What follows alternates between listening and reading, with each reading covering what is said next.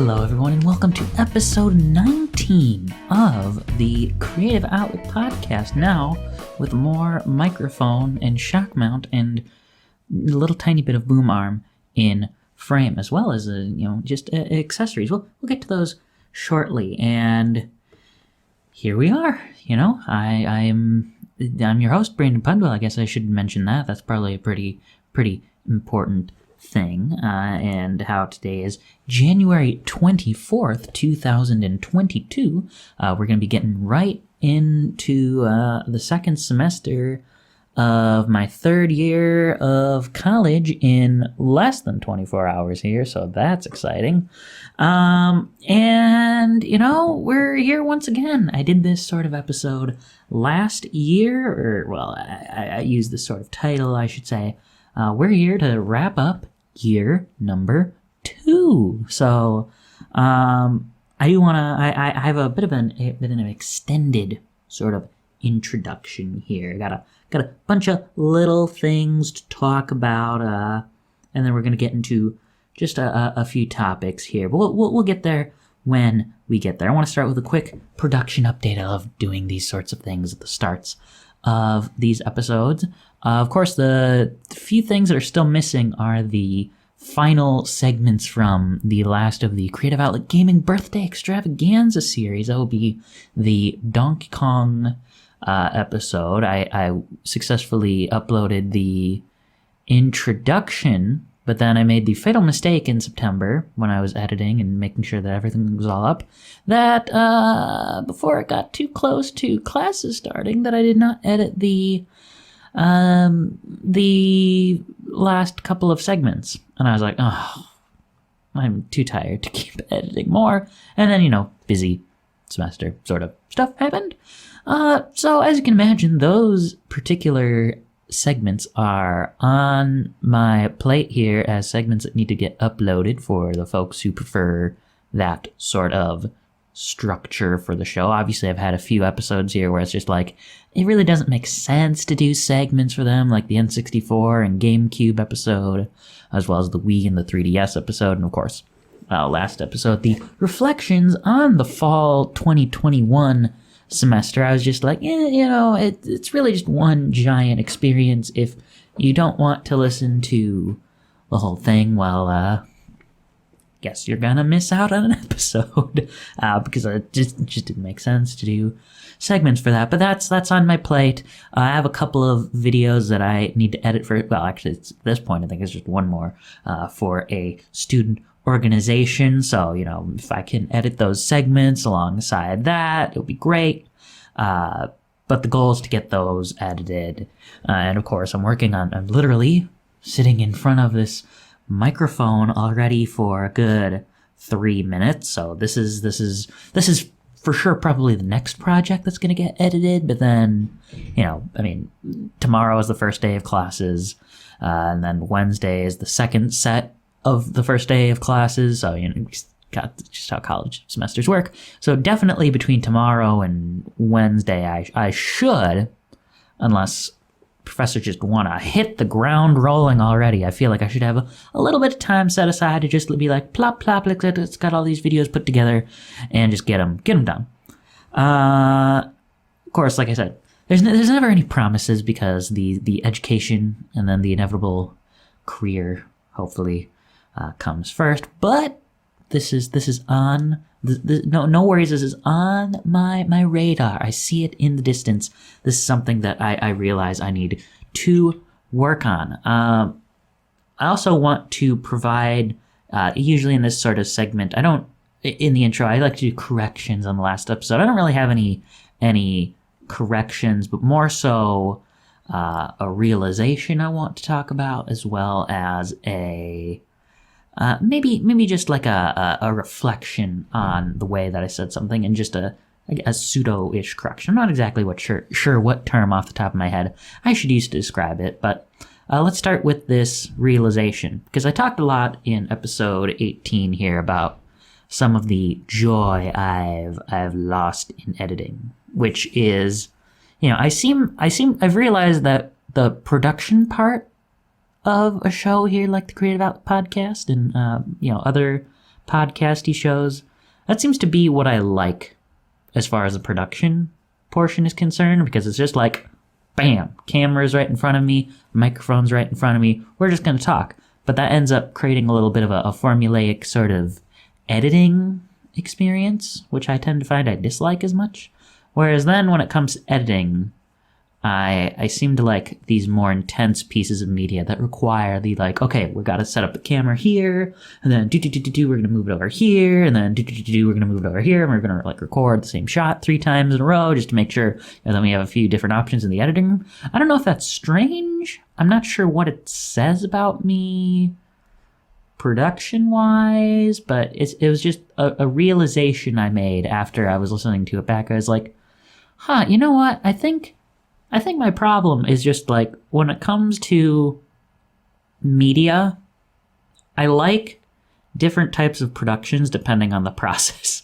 Like pre-production, I generally, I don't know, something about pre-production I just find not as exciting. It's just, I mean, it's fine. I'll do it. I literally have to do it as far as like making this sort of episode. I can't just entirely spitball and improvise off the top of my head here, but you know, it's not my favorite part of the process. And then production, I like it when it's simple. I like it when it's that kind of intense, you know, a lot of like shots planned, moving around.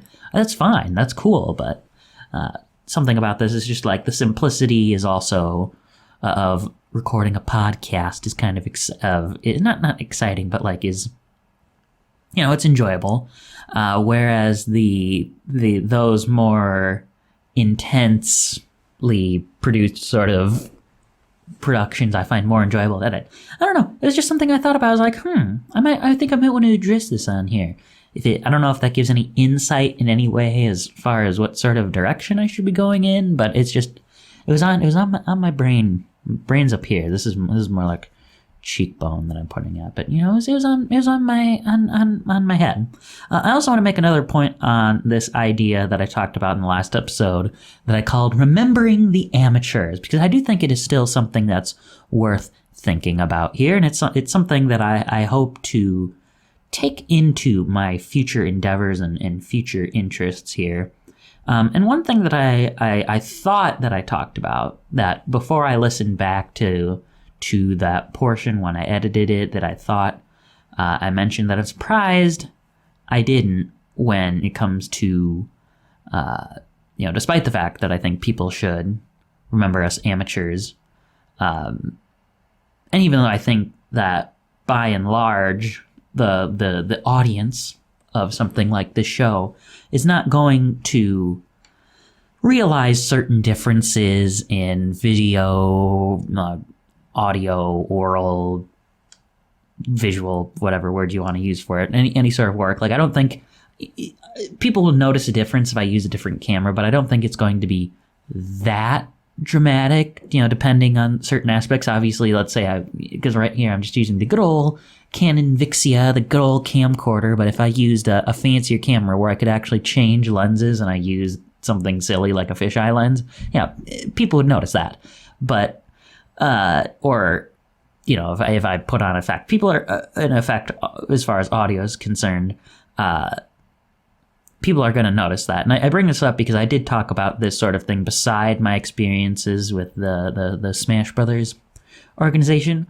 And one thing I want to make clear, because apparently I didn't really talk about it much in that episode at all, is, you know, this doesn't necessarily mean that makers should use this as an excuse to make a lower quality product, right?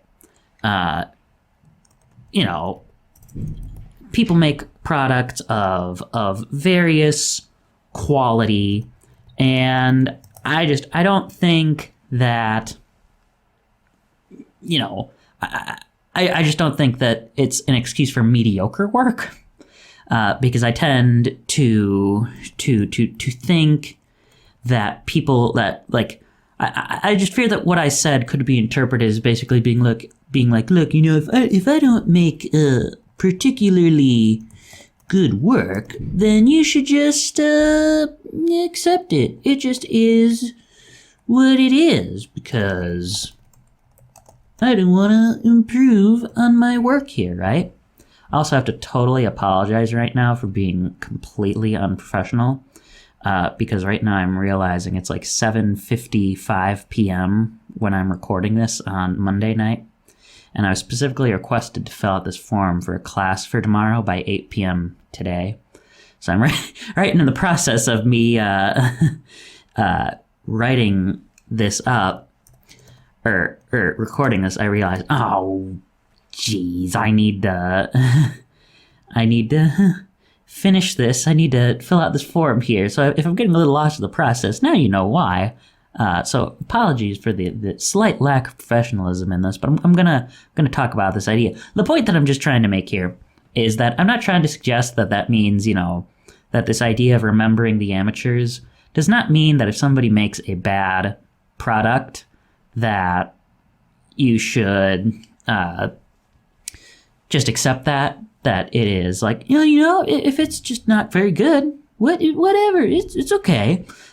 You should still expect me to make a quality podcast here, even with my current lack of realization that, I should have done this earlier, instead of this trying to fill out this form as I'm trying to talk here.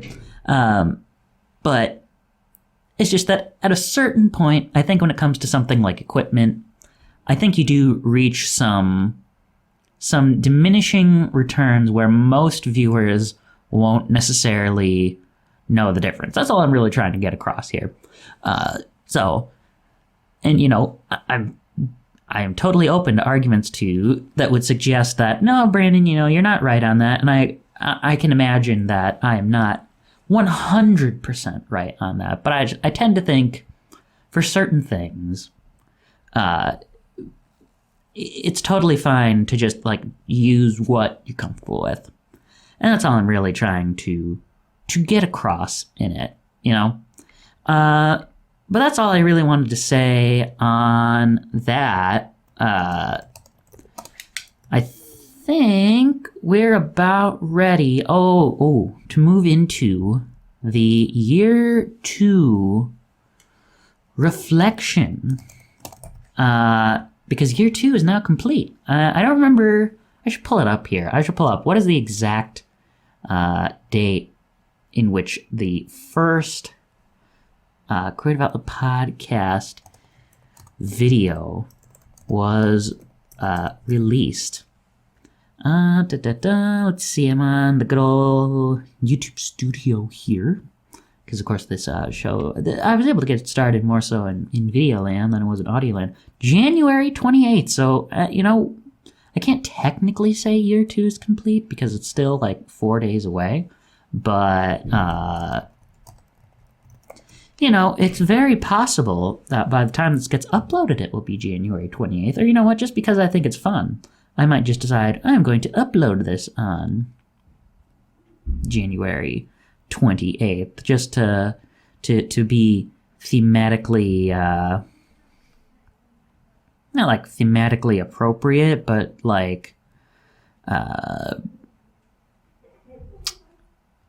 just to fulfill the tradition. I've finished this form now, so I can maintain complete focus of the show. Again, apologies for that, and also apologies now that I'm hearing some people talking and playing in the distance. I am in community living as much as so. That's just going to inevitably result in some background noise, much to my frustration.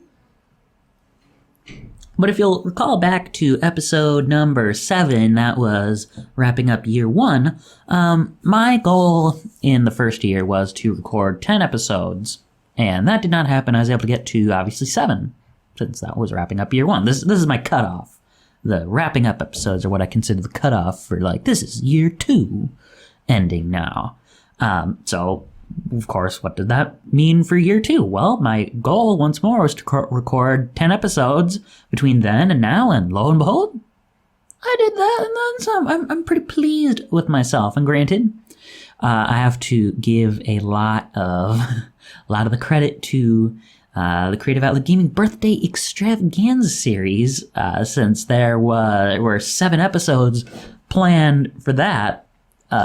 But even with that long hiatus in early 2021 going through the spring semester, I have to say I'm pretty proud with what I was able to make. So, that means for as far as full, real, I hate using the term real for anything, but, the main episodes, including this one, I was able to produce 12 episodes in a year.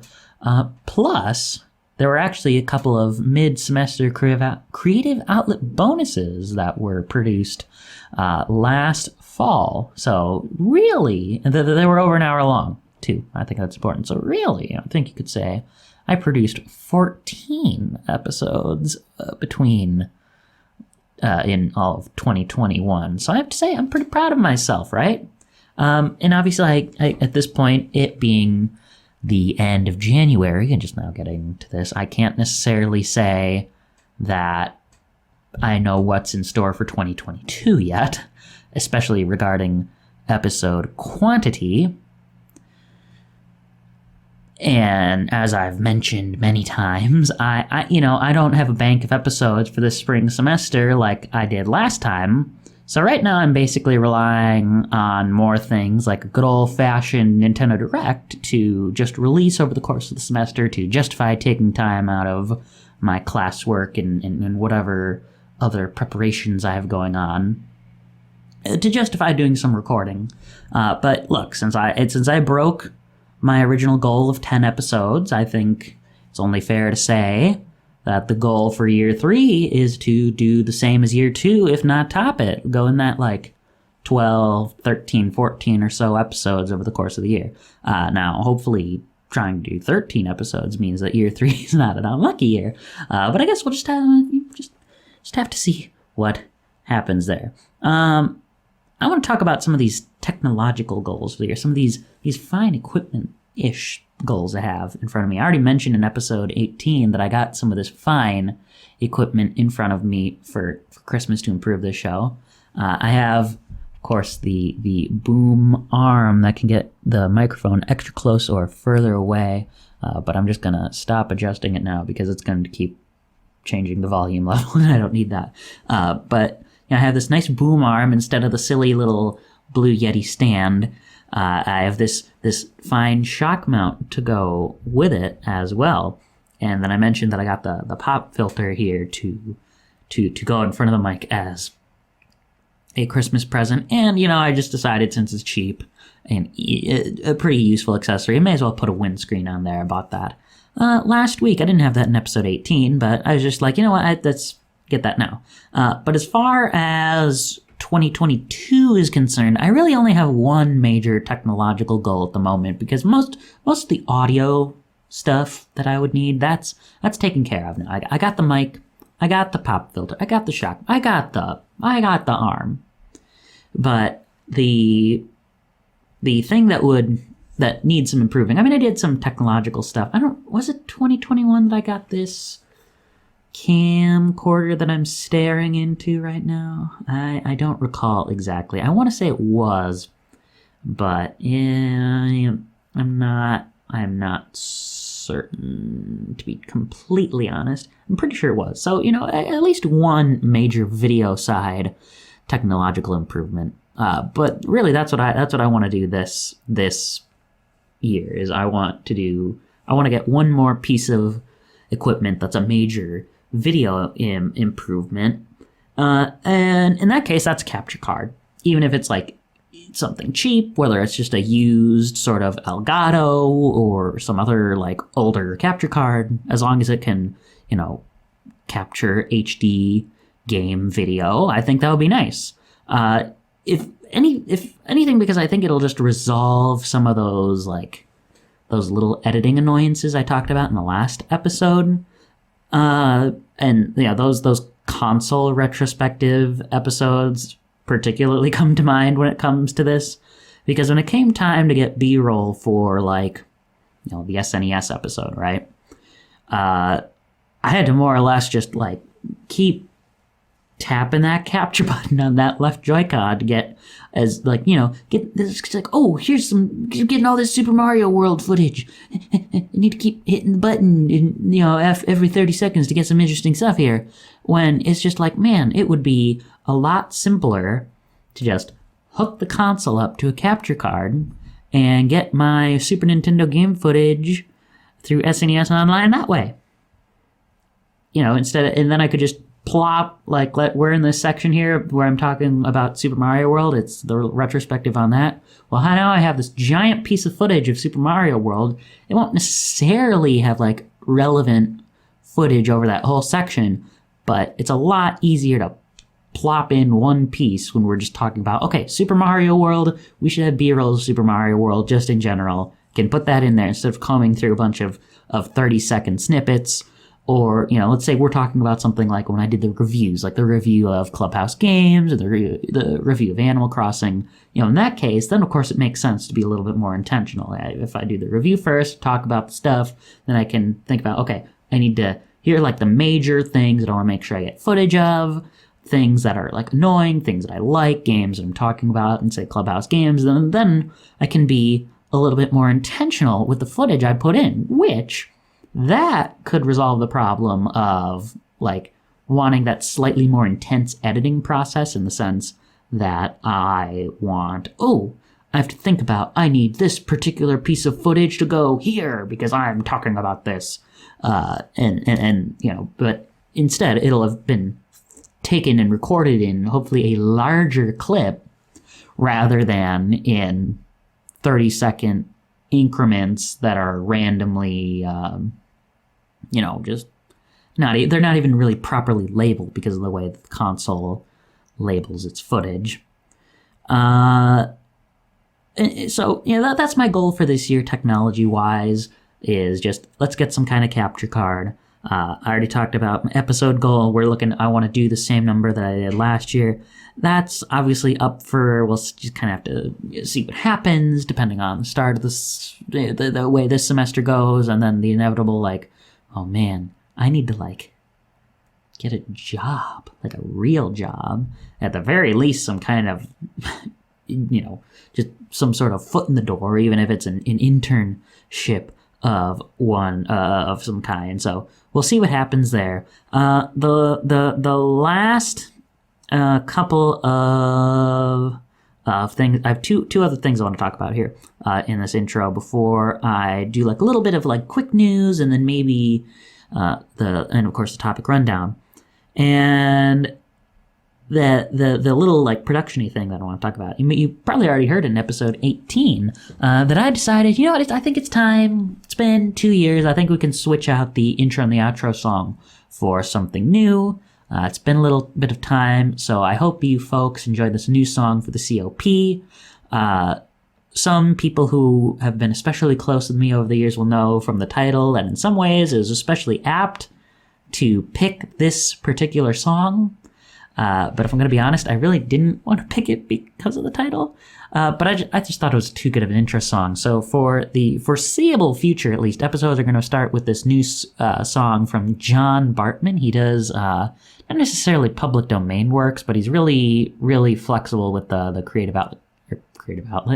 creative Commons sorts of works, I mean to say, where it's mostly just attribution is necessary, especially for free projects like this for the most part. So keep enjoying his song for the intro of Fatherly Funkitude. I had there's a different song of his that I use for the other show that I do for the student organization, the same one that I actually need to edit this last video for them for, that he made called Tupac Lives. It's kind of like a hip-hoppy sort of tune, but I thought, no, since I'm already using it for this, I can't use it for my show. There's no rule saying I can't, but I just feel like it'd be kind of silly to use the same song for both. But, maybe eventually I get far enough removed from that and I'll be like, all right, I think I can include it here. Because, honestly, for a little 50-second song, it is super catchy, and I can't get it out of my head. But I do enjoy this song here that we're using for the foreseeable future.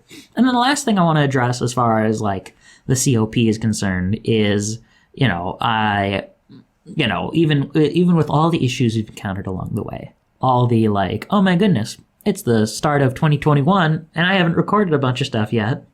If there's one thing that I feel like I cannot stress enough, and despite the complaints that I had last time about like editing and the long droughts because of school, like everything, I just want to make it abundantly clear that I am genuinely thinking about this show all the time. You know, I would really like to just have the ability to sit down and just do this whenever I want, but homework has to come first because that gets me a grade, which will hopefully assist me in future job prospects. So, you know, if it were easy enough to pull off this sort of show like every day with the appropriate topics while still working on school, kind of something like the folks at Good Vibes Gaming doing today's news tonight, just a stream like that, like I'd do that because every day I'm already reading the game news or whatever news is out, because I think about when I read that, like, well, how would I present this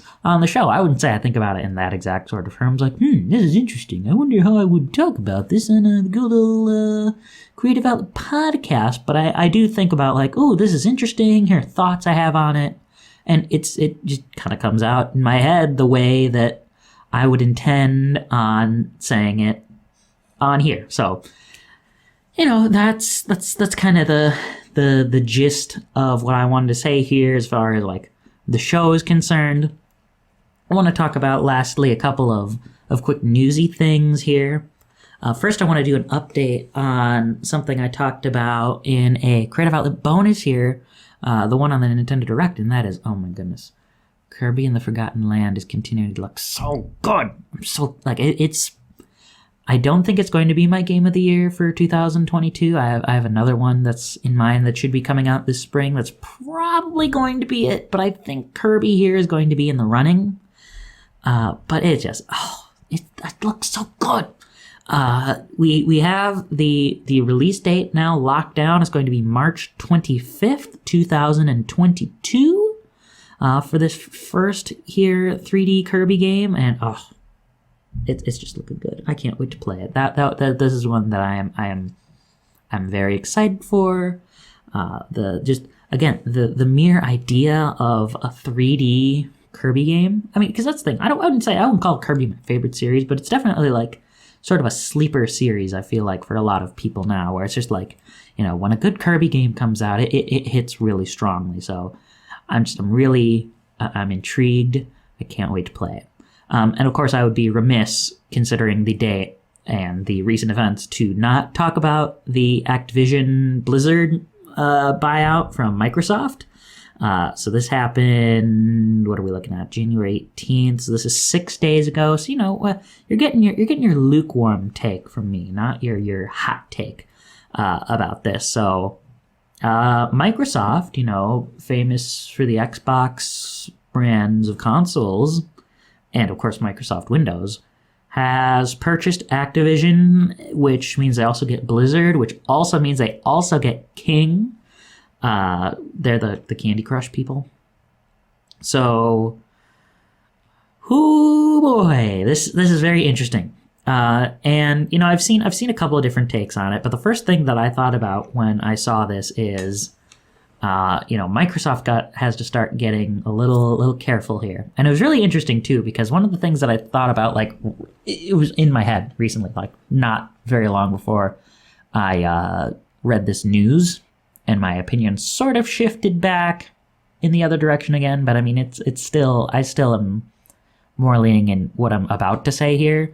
But I had recently been thinking about this year, because I always said that if I was to get a second console, because I've always been the Nintendo kid, the second one I would probably get would be whatever the PlayStation is at the time. And part of that is just because, and I think I talked about this when I was planning the Creative Outlet Gaming birthday extravaganza and made the mess up in saying that the PlayStation 2 was released in 2001 when it was released in 2000, so I couldn't do it because, you know, we only celebrate things that end in 5s and 0s.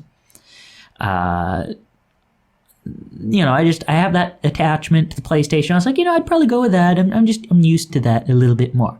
And then I was thinking about it, and I was looking at, especially when the last set of backwards compatible titles were announced for the Xbox One and the Series X. Honestly, right now, if I were to get a second console, I'd be more leaning towards a Series X rather than a PlayStation 5. And it's genuinely because of all that backwards compatibility. The fact that I could play the best like console version of Sonic, which one is it? Sonic Unleashed.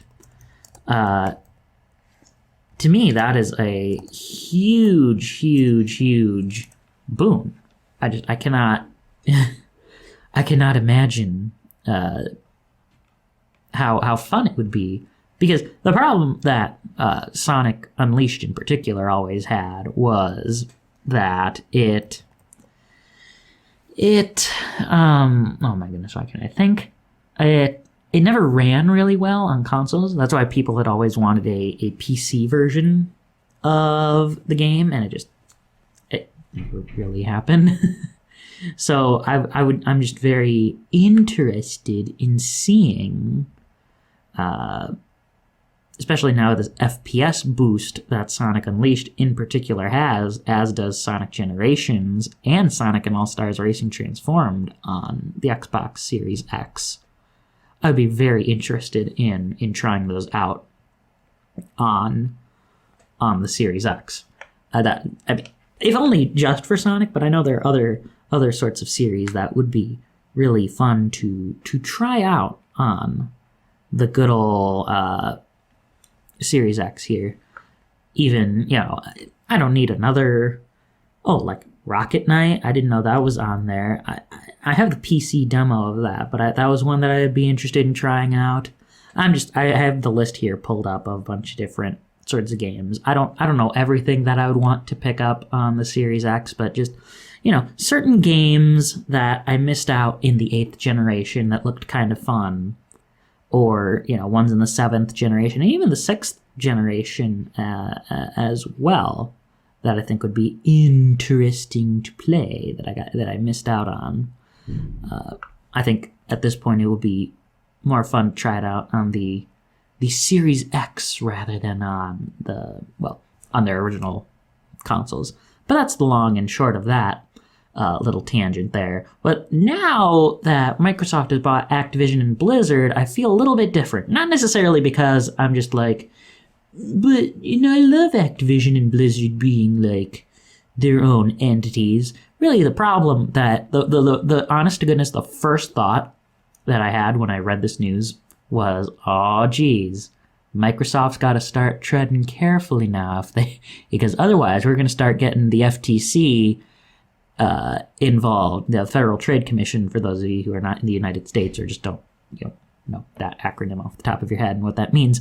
If they're not careful, they're going to start getting like, you guys are buying up a lot of these here, like major third-party studios. I mean, there are a lot of major third-party studios left out there, but it feels like if Microsoft buys up one more, that they're going to be like making things a little challenging in the game industry here. They're buying, they're trying to make a little Xbox monopoly here.